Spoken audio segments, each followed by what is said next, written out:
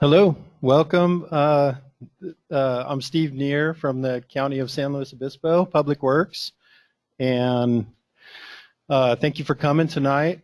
Kind of want to, introduce this is an outreach meeting for a design build project that we want to cover tonight. Give you guys some information. We want to allow for some networking opportunities. We're actually setting up a live stream so that we can record this too. So we have some people joining us online as well. So this is for what we're calling the co-located dispatch facility project, which is a co-location of CAL FIRE, San Luis Obispo County Fire, and Sheriff for dispatch services.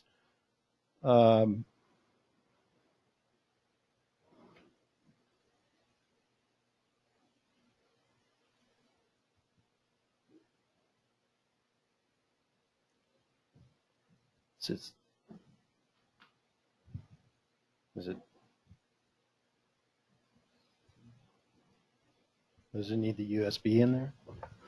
We're getting our technical bugs worked out. Just bear with us a moment. There we go. Okay, moving over to the next slide. So I just kind of want to introduce the project here and kind of what we're going to be talking about this evening in a moment.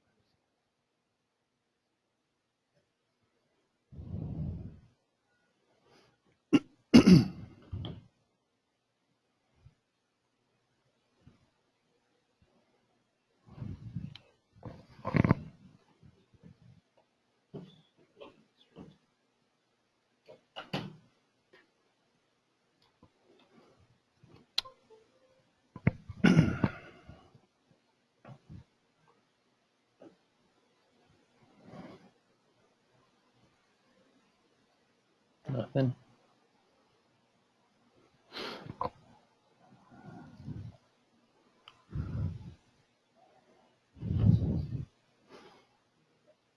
We can go next. There we go. Okay, so just schedule of events here, our agenda tonight. We'll introduce the team we have up here. We're going to talk about the site location. We're going to give you guys just a basic project overview of the project. We're going to talk about why the county is doing design build. We're going to talk about the two-step process for the design build entity selection, the RSOQ, which is coming, forthcoming soon. We'll go through organizational charts for the design build process.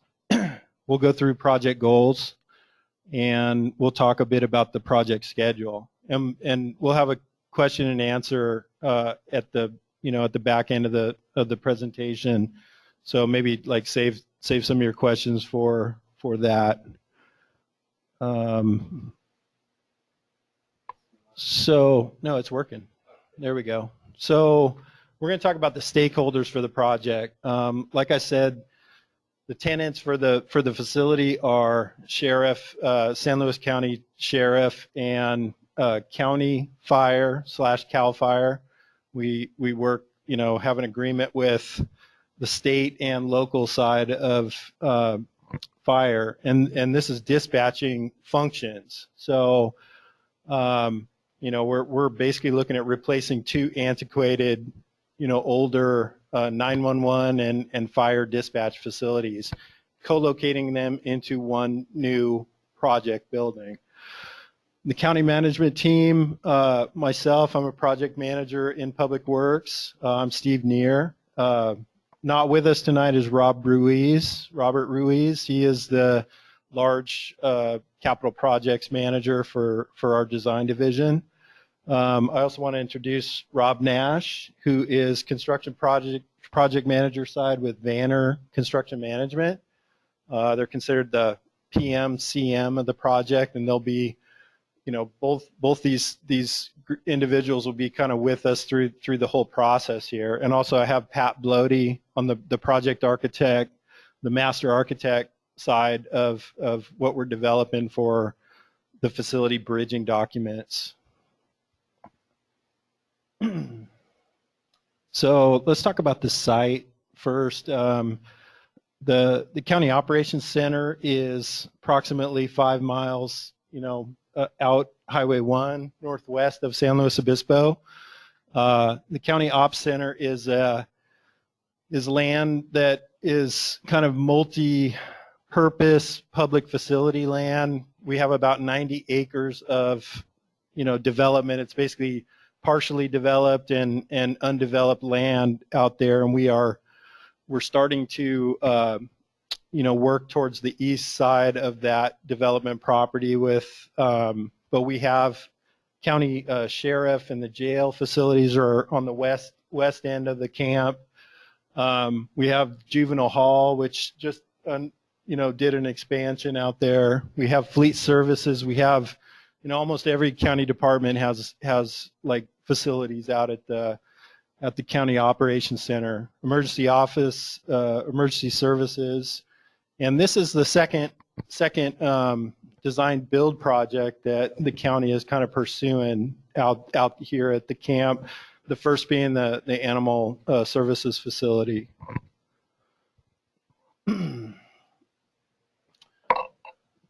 going to talk more specifically about the site. I thought it'd be helpful just to kind of familiarize you guys with the project description from the RSOQ.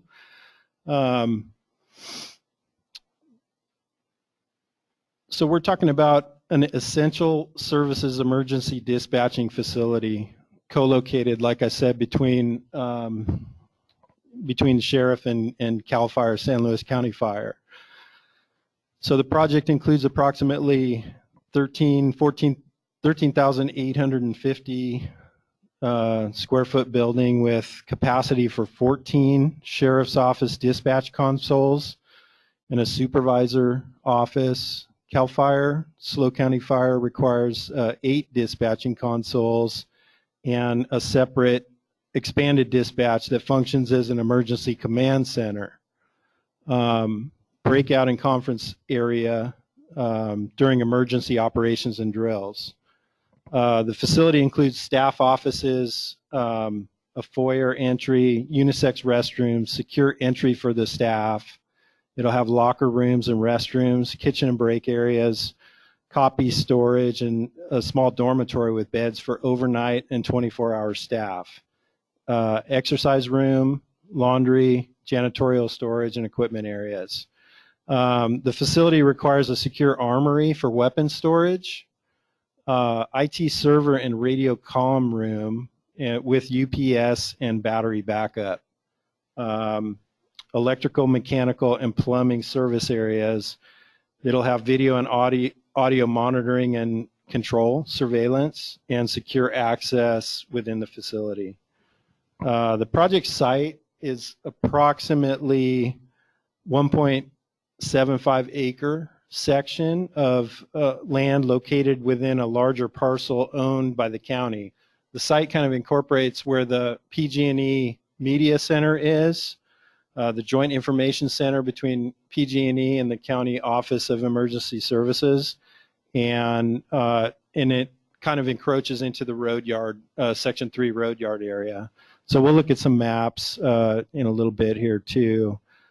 What else of note? The project requires service extensions, utilities, and the site improvements also include a 140-foot tall 4-leg communications tower, generator for backup power, and there is an existing metal building structure that we'd look at demo and removing. Secure and unsecure overflow parking lots. We're looking at containing this facility behind kind of a secure fence perimeter, and we're looking at a covered structure and circulation areas for what they call the MCC. It's a CAL FIRE mobile command vehicle, and then we'll have some landscaping and sidewalk improvements around the site. So it is a 24-hour facility. Basically, it's staffed all times of the day, and it's taking two older, antiquated facilities and basically combining the functions into this building.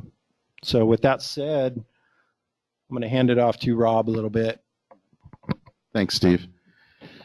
One of the things that on the previous slide, and it kind of rolls over into this slide, one of the important features of this facility is that we have to have a cutover between the existing dispatch centers and the new dispatch center, and that has to be perfect and work with no downtime, flip a switch, and it immediately rolls over. So, just bring that up because it's a super important feature of this project and will really ultimately be a driver of success or failure. So we need to, from day one, be always thinking about that cutover date and making sure that everything is perfect on that date. Steve mentioned that this is the second design build project for the county. For any folks that may have been involved in the animal services process, the package, the bridging documents for this facility will be much more lean than what was developed for animal services.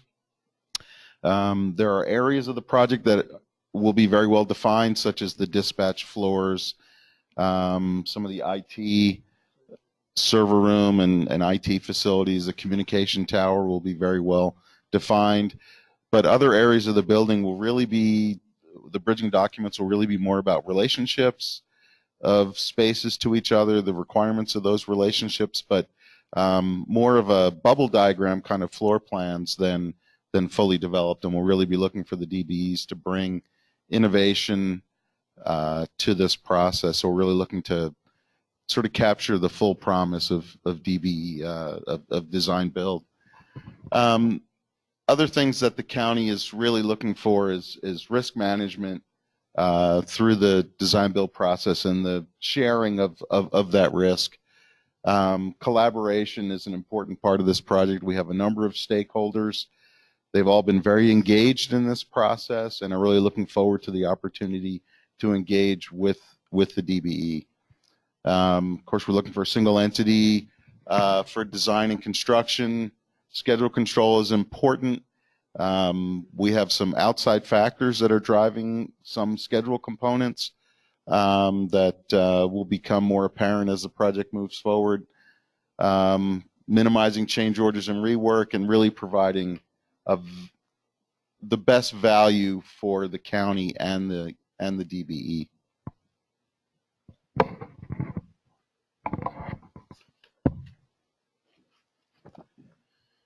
And with that, I'm going to turn it over to Pat to talk a little bit about the site and the building. Thanks, Rob. So this first image has a lot of interesting existing site features. I'll try to share some information, and we'll have questions and answers after. I'm sure there's, for whoever hasn't visited the site, this is probably going to raise more questions than answer them. But so, for instance, there's a blue area that you can see. I'll try to point to it here. So that defines a 100-year floodplain, and that's going to trigger the requirement for bringing the building site up. I'm not sure how many feet. Have we established that yet, Steve? Is it about 31 inches? It's between 2 and 3 feet above the existing elevation. Right. So the other feature on this map is a red line. That's a creek. I believe that's a secondary creek that probably won't impact our design as much. The building site is, as Steve was talking about, there's two existing modular buildings here that are used for OES and JIC. These buildings will be gone before this project starts. And a little bit of background here, the site location was chosen based on communications tower functionality. So you can imagine there's a server room that's connecting to all of these dispatch consoles, and directly adjacent to the server room needs to be this communication tower with correct, direct sight lines to what we have going on at Cuesta Ridge and other things. So that's driven the whole placement of this building, and it just happens to be where the JIC is. Other interesting features is you'll see surrounding buildings that will remain. I believe this is a storage building for sheriff. This is some kind of a vehicle storage for county. And those will remain in place and be, as the site plan is developed, we'll figure out circulation patterns, security fencing, and other ways to kind of co-locate the dispatch adjacent to those existing buildings. Yeah, let's move on to the next slide. So this is basically the same image. The colored bubbles represent the footprint of a two-story structure, and these bubbles are based on a very extensive programming exercise where the team has sat with stakeholders from fire and from sheriff and developed a precise list of spaces, adjacency, square footage, and this graphic just represents how a two-story structure would land on the site. And I think you can see this bright red dot. That's where we anticipate the comm tower would be, right next to the server room, that blue square next to it. And as Rob says, this is a bubble diagram meant to allow for creativity in the design build process, and it'll be supported by the program. But we just wanted to share with you how this building will land on the site and how it will be, surrounded by parking and some sort of a secure perimeter. Okay, turn back to Rob. Yep. So in terms of the process, right now it's anticipated that we'll be using a fairly standard two-step design build process. The RSOQ will be issued shortly. The intent is to shortlist, I believe, 3 firms to move on to the proposal round. RFPs will be issued. There will be confidential meetings and some design effort, and of course commitment to a GMP or a dollar amount. It is anticipated that there will be stipends for the 2 firms that are not selected in the RFP round, and of course the winner will be awarded the contract for design and construction. Steve, you want to talk a little bit about? Yeah. We have in our initial pilot project, the animal shelter, the animal services facility, talked with some of our competing teams about progressive design build. If you guys may or may not be aware of that process, it basically has, it's kind of a part A, part B system where you get to construction, document level. So that is being looked at for this project currently, and future projects that we may do design build as well. Council and risk management are kind of taking that up and looking at the potential opportunity there for doing the design to like the construction drawing level, and then maybe having an off ramp that, should we not be successful with the design builder entity, we could bid it as an option there too. So it is being looked at. I'm not saying it will be kind of brought into this project yet. We have a lot of other staff at the county kind of looking at the implications, what we would need to do to implement that. The other thing I wanted to mention, probably in the first addendum, County Council and Risk Management have been looking at increasing on larger projects like this one. This would be considered, like a larger capital project for the county. Increasing errors and omissions insurance from $2 million to $5 million for the project. So that's probably going to be forthcoming from the first addendum of this RSOQ. Yeah, let's move on. In terms of how it's anticipated that things will be organized on the county side, on the left side, Vanner is the CMPM for the project. We work directly with RRM, the master architect, and their group of consultants. On the county side, we've been working closely with folks from the county sheriff and county fire and CAL FIRE, as well as Steve and his group in public works. But in terms of information flow from the county to the DBE, that will all come through Vanner, be issued out through Vanner and in through Vanner. On the DBE side, we're anticipating that the responsible entity on the DBE will be, again, that single point of contact with contractors, subcontractors, your architect of record and consultants, all sort of working under that responsible DBE entity. Okay. Let's talk a little bit about project goals. So I think once the RSOQ is issued, and we haven't really covered the timetable of that, I'll kind of get back into that, but we're looking at, I think weighing heavily on the RSOQ is teams that are experienced with similar type of facilities. This is probably one of the most technologically advanced projects that the county has undertaken. Coordinated 911 dispatching, fire dispatching in one building, co-located but still operating separately to some extent, 24-hour facility, essential services, secure. It has a lot of factors that are different than many types of facilities.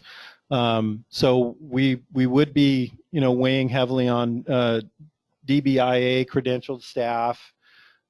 We do want to involve local subs and local consulting and engineering, and I think there's opportunities for that. The county doesn't really have a policy that we can weigh or preferentially treat local contractors, but we do want to encourage local teams to submit on the proposal.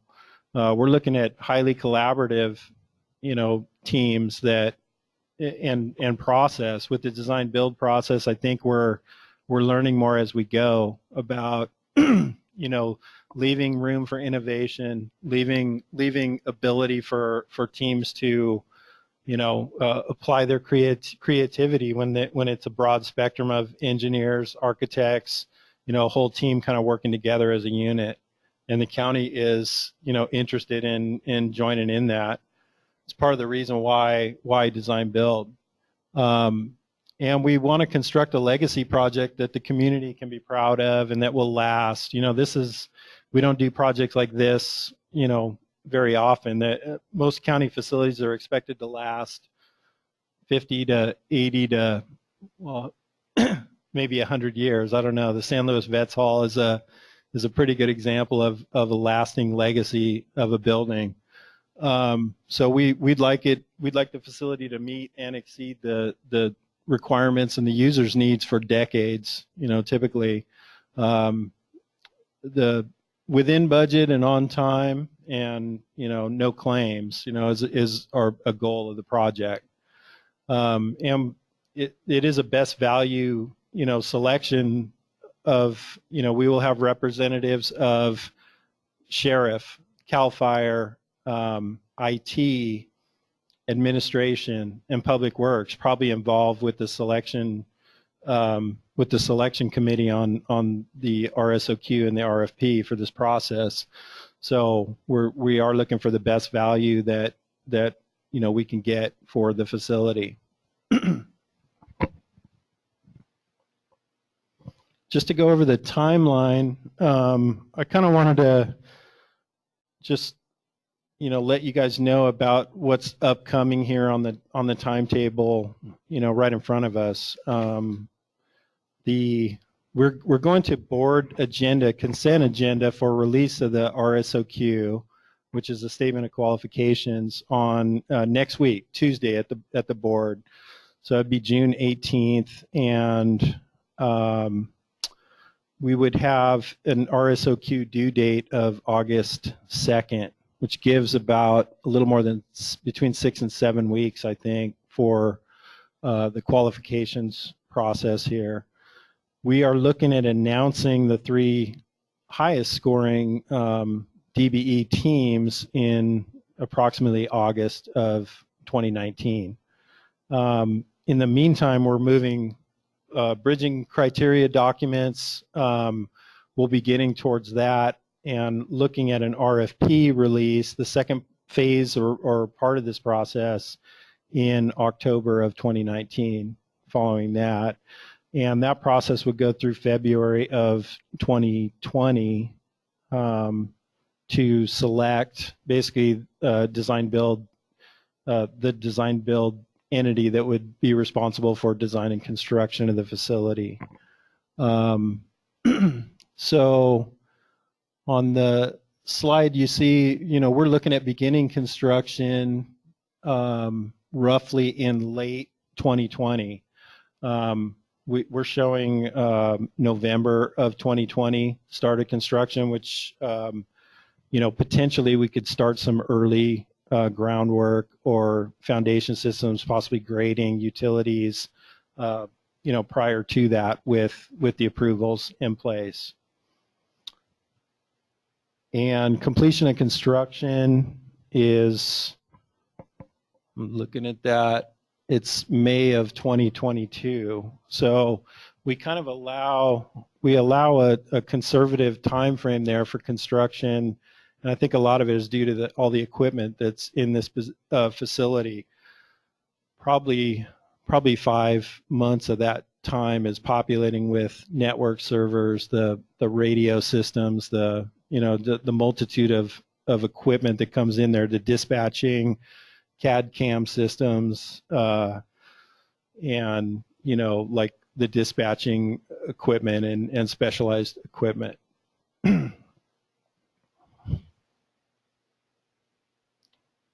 So we'll kind of go into question and answers. I wanted to touch on a couple of real quick questions that we got via email.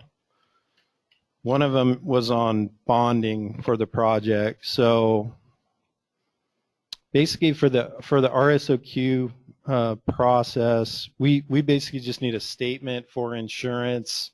Once the documents are issued next week, next Tuesday after the board action, the documents will be available via public purchase through our central services. So everything electronic, basically on the website. The bonding requirements per the RSOQ are basically a letter that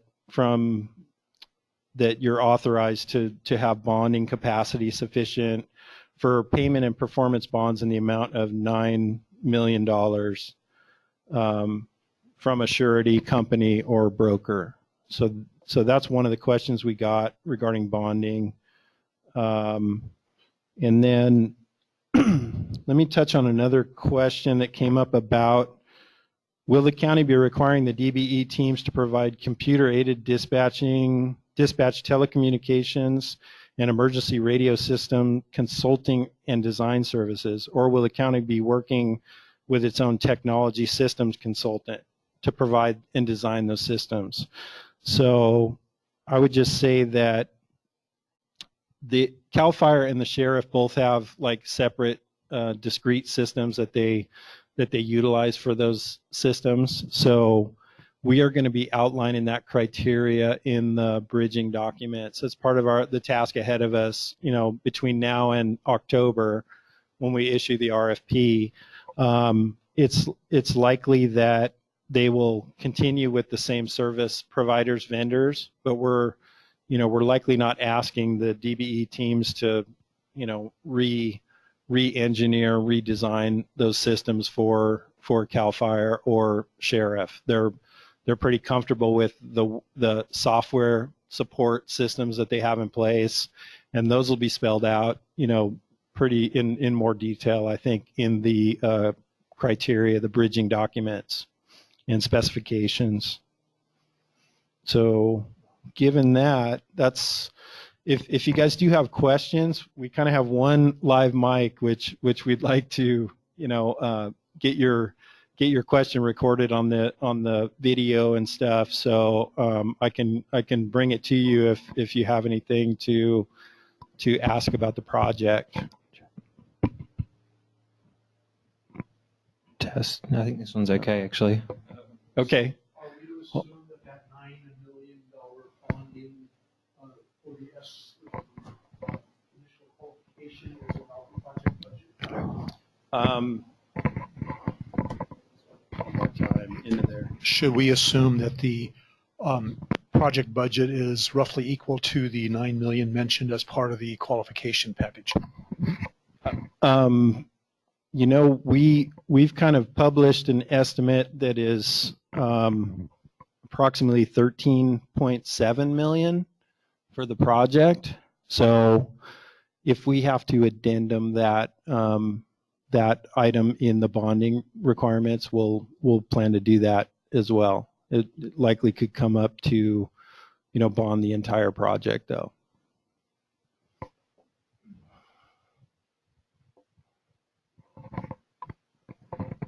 I assume that the site is the same garbage soil that the animal service is. So when you do the RSOQ, since it's an essential facility, are you guys going to stipulate for the design build teams, not just the building, but the site and how much you're willing to let the site settle? And then that way the teams can still come up with a reasonable plan to make that happen, but tell everyone from this line, nothing can settle more than 2 inches or whatever it is. We do have the same garbage soil that's out there, in excess. We have we tested this in the wet time of this last year, so we had a relatively high water table. It was close to 4 feet to 6 feet water table. And we have a very, silty kind of clay composition underneath that. So we actually did CPT testing on this soils report. We will likely issue that geotech report, and I would say we will spell that out. We're less concerned with sidewalk cracking up than the integrity of the structure. Honestly, I think I think the soils recommendations may be very similar, since we use the same geotechnical engineering group as the animal services, animal shelter. But I believe like paving and sidewalk could be subject to some settlement. And there's some, we'll come up with some like design recommendations for underlaying that the site improvements, basically, as opposed to the building. Mm-hmm. Right. I know we are concerned about the excuse me, the joint, the utility joints between the building and the the incoming trenches to the building, having seismic joints and connections on there. That for this building, it's very critical. It has to be up 6 nines of reliability, at all times. So that's why we will have redundant power. We'll have redundant probably microwave network capability and a lot of other features that would keep this thing operational in the event of a more major emergency. Anything else? Sure. on the slides, and you already mentioned it. Well, on the slide, you guys talked about the commitment to skilled and trained workforce, and then you guys talked that you're going to be pitching the progressive or collaborative design build process.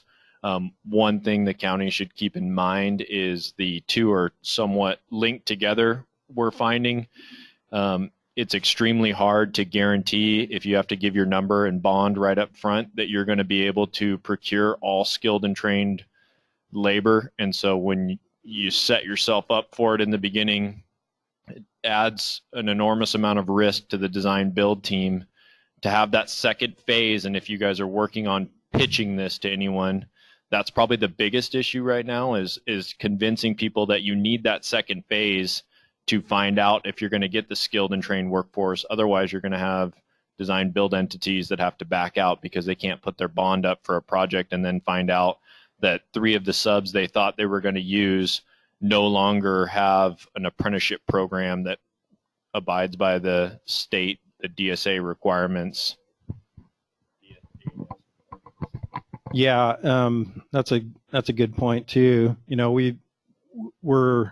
it's a requirement of the state for design build projects that we follow the public contract code, you know, apprenticeship standards, and the percentages have gone up and up, and they're projected to go up to 60%, I believe, in the next year or by the end of the year.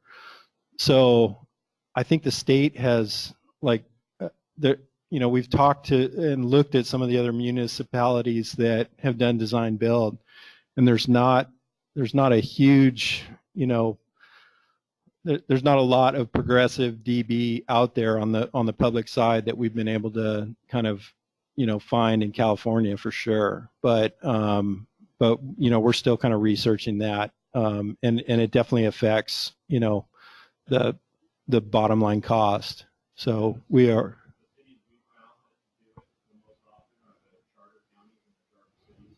Mm-hmm.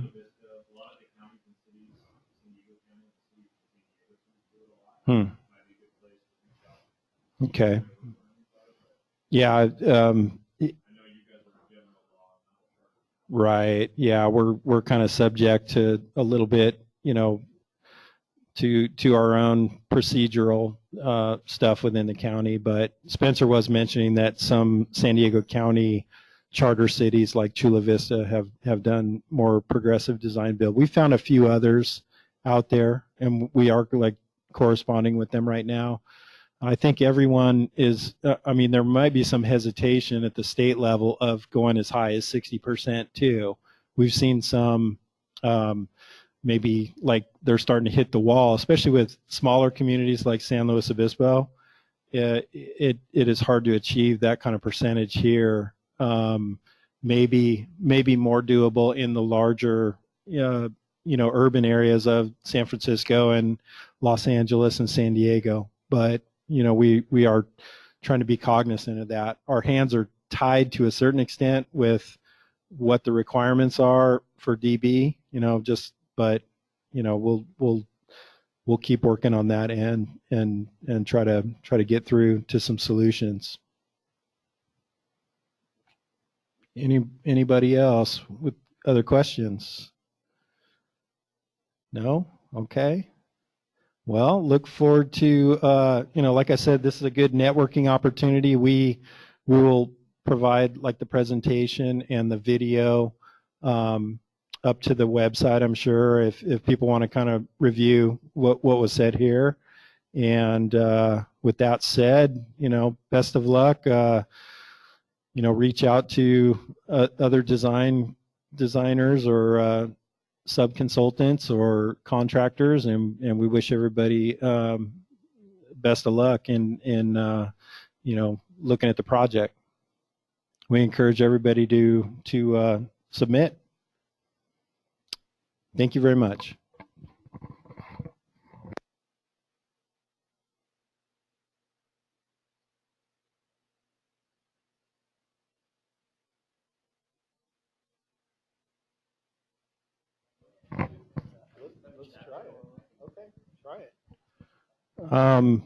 We may just want to open it up to like people that are coming in from the web stream, if you guys, there's some other questions, we're trying to basically log into the web feed and see if we can open up any other questions from online.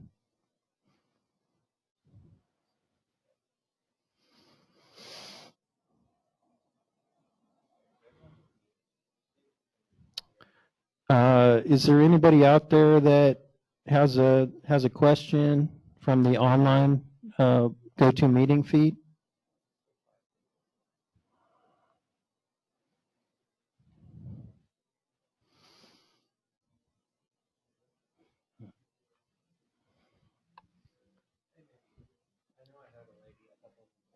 Mm-hmm. Right. Yeah. Looks like they're filtering out. Okay. All right.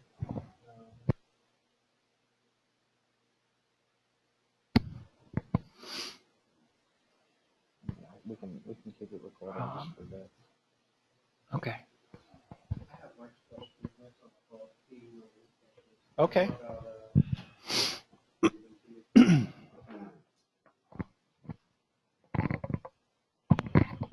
Mike, if you can hear me.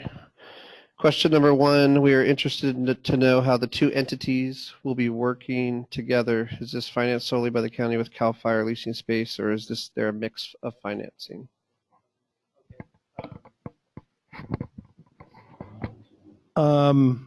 There, it's considered general fund financing for the project. We've partially funded this through Prop 172 funding for like law and fire, but essentially the project could be funded through fire and law enforcement PFF funds. And that's basically what we've allocated, and some of their future funds as well for PFF are being tied up into this project as like, you know, a bigger priority than a lot of the other ones that they have. So CAL FIRE is considered a tenant for this project. It's a county project. Next question, state fire marshal review can be a 4-month plus process. Has this been considered in the schedule? Yes, we are directing the project like many other local essential services facilities that are built for CAL FIRE similarly, or the sheriff. So this would be local jurisdiction. There are a few elements that get into like another jurisdiction, but they have to do with like the FAA, you know, review of the tower or you know, something like that. But we are not looking to involve DSA. We're keeping as much local control with our local building official and our local fire marshal. Next question, has the county discussed the NFPA 1221 standards with the state fire marshal? Is that redundant? We have discussed NFPA, yeah, with the local fire marshal. The rest of I guess my other question, you mentioned the PMP bond. Will there be a bid bond required? I would have to look at that. I think if we don't like answer your questions as directly, you can. It's part of the RFP process. So I think if you're shortlisted as one of the 3 design build entities that continues on into the RFP process, that's probably the time that any bid bonds might be attached. So we're talking, you know, between now and October through February. I think it would be part of that second document, the RFP, which is being, you know, it's been fairly well vetted and flushed out through the county, but, you know, we obviously look at like learning through through experience and going through the process some. So I think the bid bond would be part of that package. I'm pretty positive. Yeah. This is just qualifications based. So, yeah. Okay. Thank you.